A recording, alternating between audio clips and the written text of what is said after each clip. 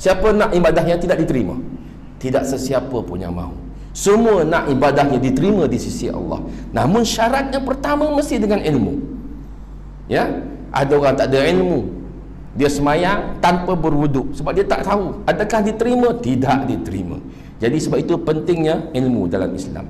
Hatta dalam perkara-perkara yang lain. Misalnya topik kita pada malam ini tentang alam jin, tentang alam syaitan. Ramai orang memberikan pelbagai pendapat, pelbagai versi, cerita, mitos, dongeng berkenaan dengan alam jin, alam ghaib, alam bunian dan sebagainya. Tetapi soalannya, apakah perspektif Islam? Apakah yang agama kita bagi tahu kita tentang alam ini? Sejak kebelakangan ini banyak sekali perkara-perkara mitos ataupun perkara-perkara mistik yang muncul, sama ada di media massa ataupun di media sosial.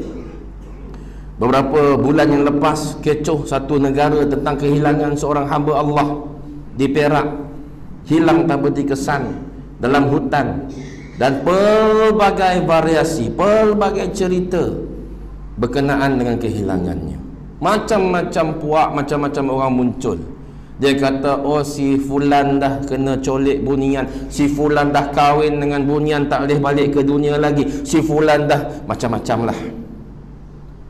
Jadi pelbagai pendapat, pelbagai ni. Bila kita kata tak, dia tidak masuk alam bunian, mana ada alam bunian, ataupun mana ada manusia boleh kahwin dengan bunian, maka adalah golongan pula yang akan menentang, yang akan kata, oh, kamu tak tahu, kamu jahil, kamu tak tahu pasal alam mistik, alam misteri, alam ghaib, kami tahu.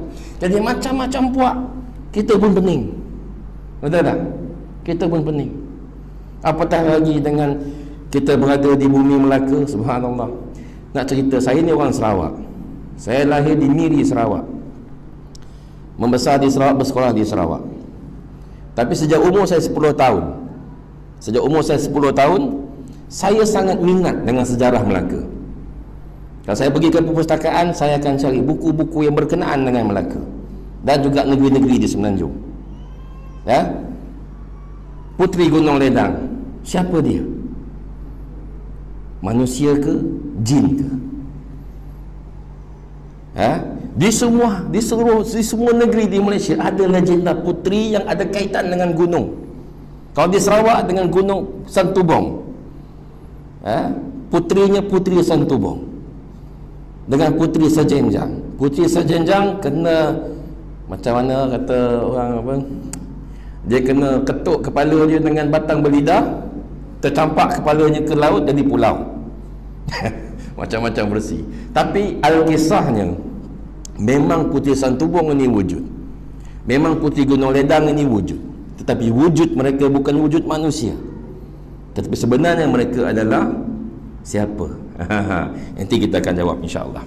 Baik, dalam Islam, tuan-tuan dan puan-puan, malam ni kita akan tengok apakah maksud ataupun siapakah yang dikatakan sebagai jin dalam Islam. Ada orang tanya, Ustaz, bunian ni jin ke apa Ustaz? Adakah dia alam yang lain? Baik, mari kita tengok sama-sama. Yang pertama, definisi jin. Siapa jin? Bila kita sebut tentang jin, dan kita selalu jumpa nama jin ini pada dewasa ini, pada zaman sekarang. Baru-baru ni pun Hollywood pun dia keluarkan cerita Aladdin, Genie in the Bottle, jin dalam botol, kan? Dalam cerita P.Ramlee pun ada, manusia, kan, ini bukan engkau yang purna, kan, ini Ahmad Albab yang punya, kan. Siapa ingat dialog tu? Adik-adik muda mungkin tak ingat, tapi saya dulu masa kecil lain cerita P.Ramlee, hari-hari P.Ramlee cerita Ahmad Albab tu, kan. Dia berkawan dengan jin, harta jin, bukan harta jin, tapi harta tu Ahmad Albab yang punya. Ala kulli hal, perkara tentang jin ini menjadi satu benda yang menarik minat orang ramai, sebab benda-benda yang gaib, dan itu yang saya perasan di mana-mana saya ceramah. asal dia cerita pasal jin ke pasal setan ke apa semua, mesti menarik minat orang. Baik, dalam Islam Allah sebut dan Nabi pun sebut dalam banyak hadis, dalam banyak ayat Quran tentang jin. Bahkan dalam surah An-Nas ayat yang terakhir, Al-Quran ada berapa surah? Ada 114 surah. Dimulai dengan suratul Fatihah di awal mushaf, di akhirnya ialah surah An-Nas, ayat yang terakhir, ayat yang kelima berbunyi minal jinnati wan nas. Allah tutup mushaf kita dengan nama jin dan manusia, minal jinnati wan nas. Subhanallah, subhanallah. Bahkan Quran ini juga turun, Quran yang kita duk baca itu bukan hanya turun untuk manusia tetapi turun untuk jin. Kenapa? Ya, pandai-pandai ustaz ni, mana ada ustaz Quran untuk manusia saja. Dah, kita baca surah Ar-Rahman. Berapa kali Allah ulang ayat ini. Fa bi ayyi ala'i rabbikuma tukazziban. Ada berapa kali? Siapa tahu? Nah, berapa puluh kali? 30? Kalau tak silap 31 kali. 31 kali disebutkan fa bi ayyi ala'i rabbikuma tukazziban. Maka di antara nikmat Tuhanmu yang manakah yang kamu berdua hendak dustakan? Kamu berdua tu siapa? Laki hang dengan hang ke? Tak. Lah, kamu berdua itu bermaksud manusia dan jin. Ya, dan Allah sebut dalam surah Ar-Rahman, lan yatmithunna insun qablahum wala jan. Dan bidadari surga itu tidak pernah disentuh sama ada oleh manusia maupun jin sebelumnya.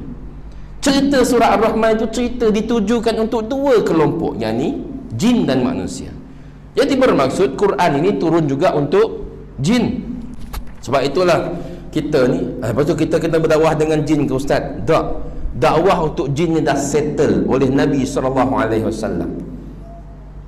Sekarang di alam jin juga ada ustaz macam saya.